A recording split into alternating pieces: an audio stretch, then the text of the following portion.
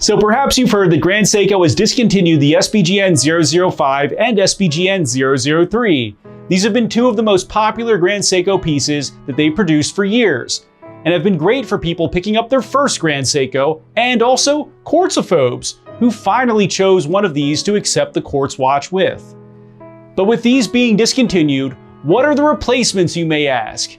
Well, the SBGN029, which is almost identical in color to the SBGN005, and the new color scheme to SBGN027, which we will be reviewing today. If you like the SBGN003, then this is your last chance to pick this up in this color scheme before they are sold out, since the SBGN027 is taking its place. But will this new black and white scheme and one significant change be something that you will love, or is this a step in the wrong direction? Let's find out.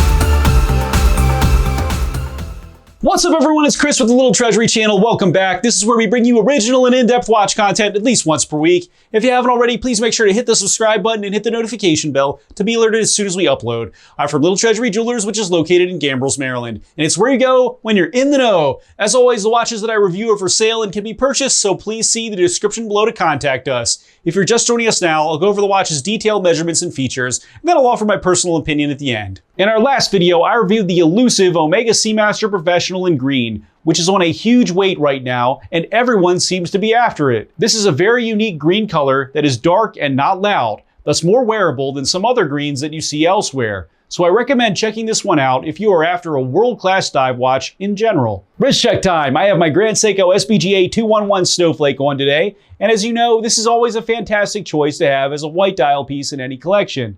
It has all of the great Grand Seiko facets, like the textured dial, the titanium case and bracelet, and the spring drive, and I love mine. Now tell me which watch you're wearing while you're watching the video, and make sure to tell me why.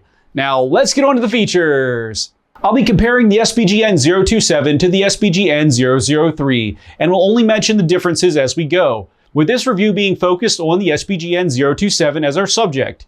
The SBGN027 has a 38.9mm case width, a 12.2mm thickness, a 45.1mm lug-to-lug, a 19.8mm lug width, a 32.7mm crystal diameter, and weighs in at 151.46 grams. The case is stainless steel on both and has a large area of matte finish on the top of the lugs, with Zaratsu finish at the edges on the 027, while the 003 has larger, more angular areas of Zaratsu finish along the edges and matte finish towards the inside of the lugs. The sides of the 027's case are Zaratsu finished, while the 003 is matte finished, with the crown at the 4 position on the 027, while the crown is at the 3 position on the 003, with a crown protector surrounding it.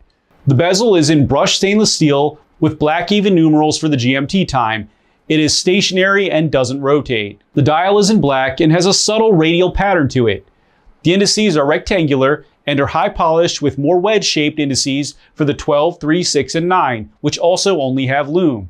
The 003 will have lume on all indices, but since the date is at the 3, it's missing the marker that the 027 has. The chapter ring on the 027 is in black for the nighttime hours, with white odd numerals that show the missing numbers from the bezel, and a pip at the 24.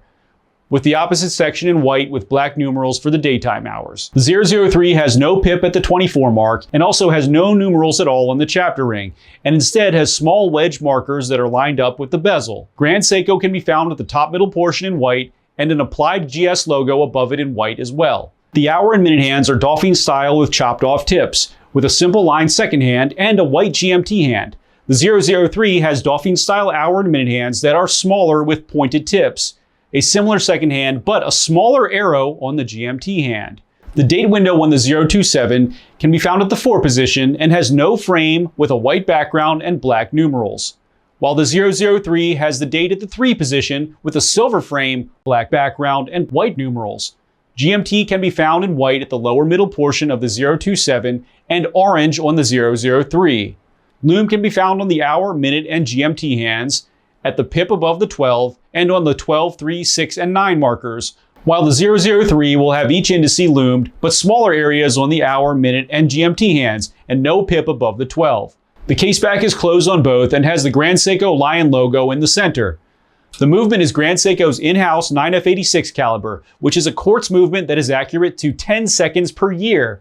If you aren't familiar, Grand Seiko grows their own quartz crystals for use in these and only picks the top performers to actually be used. They call this movement a twin pulse quartz because it actually ticks twice between each second, and your naked eye can only see one tick. This movement also delivers high torque for the large hands, which keeps them moving precisely.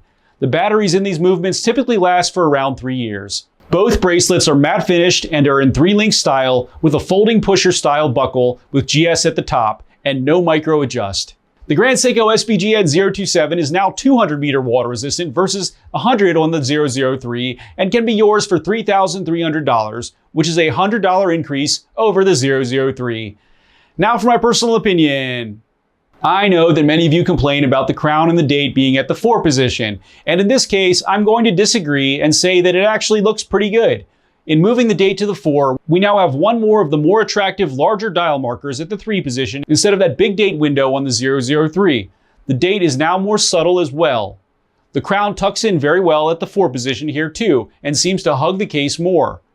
Will this be difficult for some of you to screw in? Possibly. But the good news is that you rarely need to set this piece because it will be so accurate. I really like how they increased the water resistance on these to 200 meters as well, since I always thought that the 003 should have this resistance anyway. I also like that the black and white color scheme is different and that Grand Seiko isn't just cloning things.